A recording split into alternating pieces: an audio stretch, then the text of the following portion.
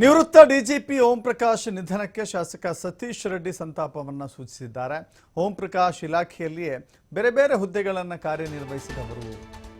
ಓಂ ಪ್ರಕಾಶ್ ಅವರು ಪೊಲೀಸ್ ಇಲಾಖೆಯಲ್ಲಿ ಬೇರೆ ಬೇರೆ ಹುದ್ದೆಗಳನ್ನು ನಿಭಾಯಿಸಿದವರು.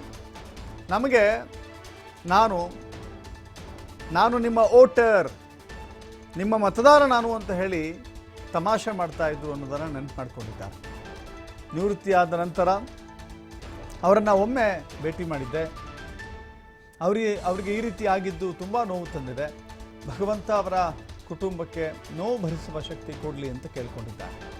ಅವರ ಆತ್ಮಕ್ಕೆ ಶಾಂತಿ ಸಿಗಲಿ ಅಂತ ಹೇಳಿ ಬೊಮ್ಮನಹಳ್ಳಿಯ ಶಾಸಕ ಸತೀಶ್ ರೆಡ್ಡಿ ಕೇಳ್ಕೊಂಡಿದ್ದಾರೆ.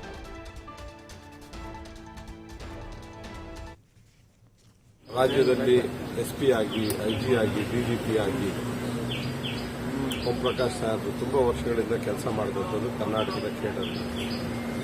ಅವರು ಈ ಭಾಗದಲ್ಲಿ ಕಳೆದ ಒಂದು 20 ವರ್ಷದಿಂದ ಕೂಡ ಮನೆ ಕಟ್ಕೊಂಡಿರುವಂಥದ್ದನ್ನು ನಾನು ನೋಡಿದೆ. ತುಂಬ ಸಲ ನನಗೆ ಆಸೆ ಮಾಡ್ತಾಯಿದ್ರು, ನಾವು ನಿಮ್ಗೆ ವೋಟ್ ಹಾಕ್ತಂತ ಮೆಂಬರು, ನಾನು ಕೂಡ ನಿಮ್ಮ ವೋಟರು ಅಂತ ತಮಾಷೆ ಮಾಡ್ತಾಯಿದ್ರು. ಅವ್ರು ರಿಟೈರ್ಡ್ ಆದಮೇಲೆ ಕೂಡ ನಾನು ಒಂದ್ಸರಿ ಭೇಟಿಯಾಗಿದ್ದೆ. ಅವರು ಅಧಿಕಾರದಲ್ಲಿದ್ದಾಗಲೂ ಕೂಡ ಒಳ್ಳೆಯದನ್ನು ಹೇಳ್ಕೊಡ್ತಾ ಇದ್ದಂಥ ವ್ಯಕ್ತಿ ಇವತ್ತು ಈ ರೀತಿ ಅವರ ಹತ್ಯೆ ಆಗಿರೋದನ್ನು ನೋಡಿದ್ರೆ ತುಂಬ ನೋವು ತರುವಂಥ ವಿಷಯ.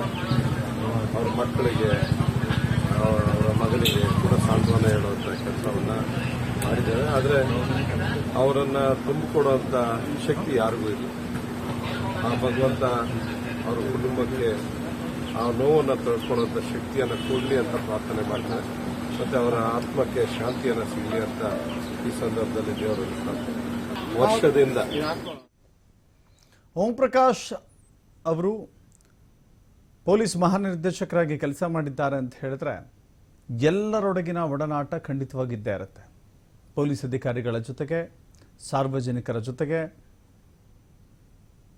ರಾಜಕಾರಣಿಗಳ ಜೊತೆಗೆ, ಹೀಗೆ ಅನೇಕ ರೀತಿಯ ಒಡನಾಟವನ್ನು ಖಂಡಿತ ಹೊಂದಿರ್ತಾರೆ. ಯಾಕಂತ ಹೇಳಿದ್ರೆ ಸಾರ್ವಜನಿಕ ಜೀವನದಲ್ಲಿ ಸಾರ್ವಜನಿಕ ಸೇವೆಗೆ ಬಂದಂಥವರು.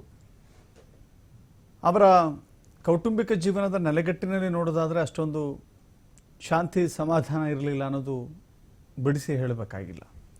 ಬಟ್ ಕೌಟುಂಬಿಕದ ಹೊರತುಪಡಿಸಿ ಅವರನ್ನು ನೋಡೋದಾದರೆ ಅನೇಕ ಜನ ಅವರನ್ನು ನೆನಪು ಮಾಡಿಕೊಳ್ತಾ ಇದ್ದಾರೆ, ಯೋಚಿಸ್ತಾ ಇದ್ದಾರೆ, ಬೇಸರವನ್ನು ವ್ಯಕ್ತಪಡಿಸ್ತಾ ಇದ್ದಾರೆ. ಅವರೊಳಗಿನ ನೆನಪುಗಳನ್ನು, ಅವರೊಡನಾಟದ ನೆನಪುಗಳನ್ನು ನೆನಪು ಮಾಡಿಕೊಳ್ತಾ ಇದ್ದಾರೆ. ನೋಡ್ತಾ ಇದ್ದೀವಿ ವಿಲ್ಸನ್ ಗಾರ್ಡ್ನ ಚಿತಾಗಾರದಲ್ಲಿ ಅಂತಿಮ ಕ್ಷಣಗಳನ್ನು ತೋರಿಸ್ತಾ ಇದ್ದೀವಿ ನಿಮಗೆ. ಅವರ ಪುತ್ರ ಆ ಕುಟುಂಬದ ರೀತಿ ರಿವಾಜುಗಳ ರೀತಿಯಲ್ಲಿಯೇ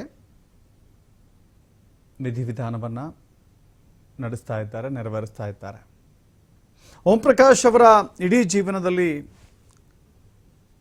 ಇಂಥದ್ದೊಂದು ನೋಡಿ, ಉನ್ನತ ಮಟ್ಟಕ್ಕೆ ಉತ್ತುಂಗದ ಹಂತದಲ್ಲಿದ್ದಂಥವರು, ಹೀಗೆ ಅವರ ಅಂತ್ಯ ಇಷ್ಟು ಘೋರವಾಗಿರುತ್ತೆ ಅನ್ನೋದನ್ನ ಕನಸು ಮನಸ್ಸಲ್ಲೂ ಎಣಿಸಿರ್ಲಿಕ್ಕೆ ಸಾಧ್ಯವೇ ಇಲ್ಲ ಅಂತ ಅನಿಸುತ್ತೆ. ಸರ್ಕಾರಿ ಗೌರವದ ಸಮೇತವಾಗಿ ಅವರಿಗೆ ಅಂತಿಮ ವಿದಾಯವನ್ನು ಇಲಾಖೆ ಸಲ್ಲಿಸಿದೆ.